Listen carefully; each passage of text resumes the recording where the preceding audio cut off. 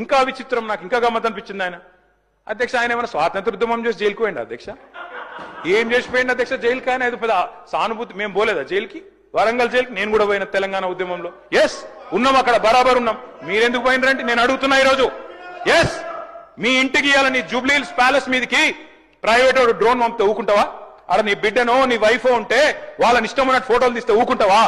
ఎవరి ఇళ్లలో పడితే వాళ్ళ ఇళ్ళ దొరబడతా, నా ఇష్టం ఉన్నట్టు చేస్తా, అరాచకం చేస్తా అంటే ఊకుంటారా అధ్యక్ష? ఇది పద్ధతేనా అధ్యక్ష? అంటే మీ కాడికి వచ్చేవరకే కుటుంబాలు, మీ కాడికి వరకు వచ్చేవరకే భార్య పిల్లలు, వేరే వాళ్ళకి లేరా అధ్యక్ష భార్య పిల్లలు? మీరు ఆనాడు ఇష్టం ఉన్నట్టు మాట్లాడినప్పుడు, లేని రంకులు అంటగట్టినప్పుడు, ఇష్టం ఉన్న సంబంధాలు మాట్లాడినప్పుడు ఆ రోజు లేవా నీతులు? చివరికి మా ఇంట్లో పిల్లల్ని కూడా తిట్టింది మీరు కాదా?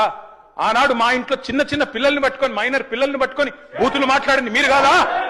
మీరేదో పెద్ద సానుభూతి కోసం మాట్లాడితే ఏం పని చేసిపోయినా మీరు జైలు. అయినా నేను అడుగుతున్నా ముఖ్యమంత్రి గారు, నేను అడుగుతున్నా అధ్యక్ష, జైలుకి ఎవరు పంపుతారు అధ్యక్ష?